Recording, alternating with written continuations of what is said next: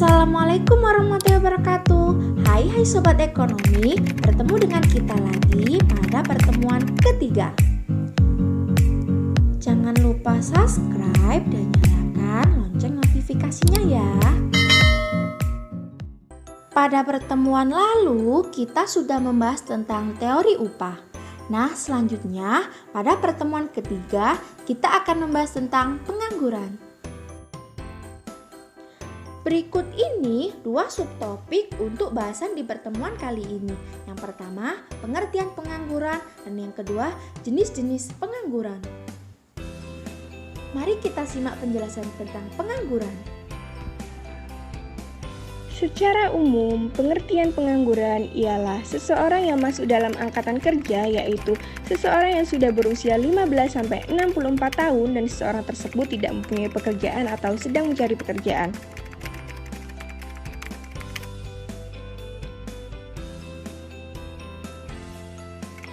Dan untuk lebih spesifik lagi, pengertian pengangguran adalah seseorang yang sudah masuk dalam angkatan kerja, yaitu seseorang yang berusia 15 tahun dan seseorang tersebut tidak bekerja atau sedang mencari pekerjaan. Atau mungkin seseorang tersebut sengaja tidak mencari pekerjaan karena ia merasa bahwa ia tidak akan mendapatkannya. Dan bisa jadi mereka sudah mempunyai pekerjaan tapi ia belum mulai bekerja. Berikutnya adalah masalah pengangguran atau unemployment.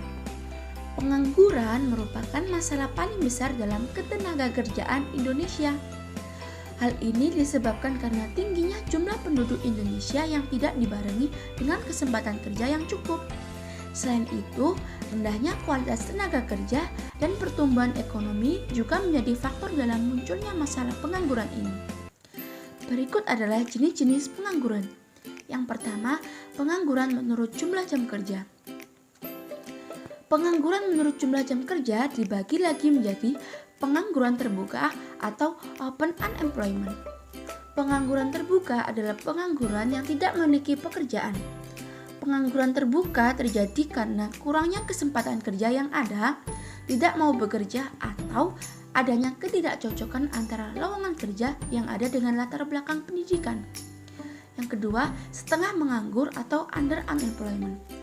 Setengah menganggur adalah orang yang pekerjaannya kurang dari 35 jam per minggu. Yang ketiga, pengangguran terselubung atau disguised employment.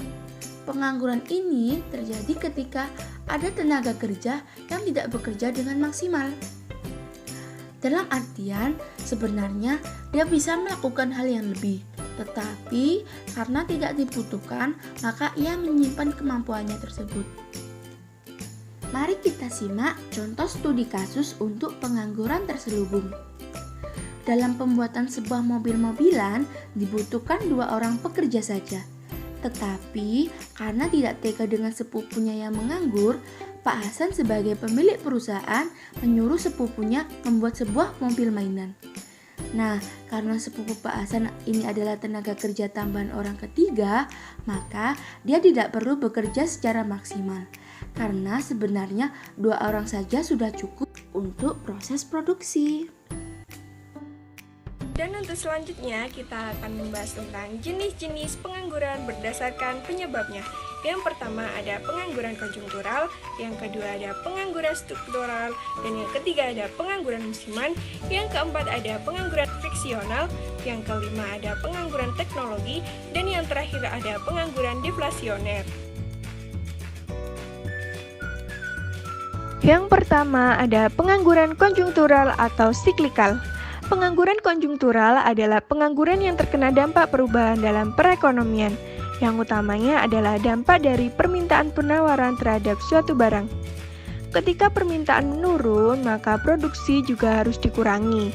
Dan untuk itu, pekerja juga harus dikurangi untuk mencegah kerugian yang lebih besar. Dan yang kedua ada pengangguran struktural. Pengangguran jenis ini terjadi ketika para tenaga kerja tidak dapat mengikuti keterampilan yang diminta atau yang diinginkan karena adanya perubahan struktur ekonomi. Nah, untuk itu pengangguran ini disebut sebagai pengangguran struktural.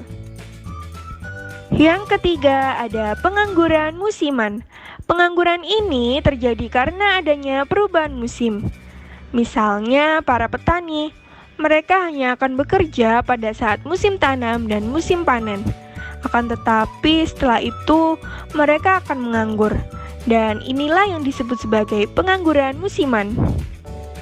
Yang keempat ada pengangguran friksional.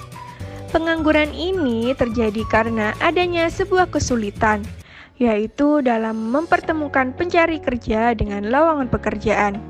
Hal tersebut dapat terjadi karena sulitnya mencari pekerjaan yang sesuai dengan kualifikasi yang mereka miliki. Namun, letak geografis dan kekurangan informasi juga menjadi penyebab utamanya. Yang kelima ada pengangguran teknologi. Pengangguran ini terjadi karena perubahan dalam kegiatan produksi yang dulunya dikerjakan dengan tenaga manusia, sekarang dikerjakan dengan teknologi. Hal ini membuat posisi manusia tergusur dan digantikan oleh mesin. Yang keenam ada pengangguran deflasioner atau deflasioner unemployment. Pengangguran ini disebabkan karena pencari kerja lebih banyak dari lowongan pekerjaan yang ada saat ini.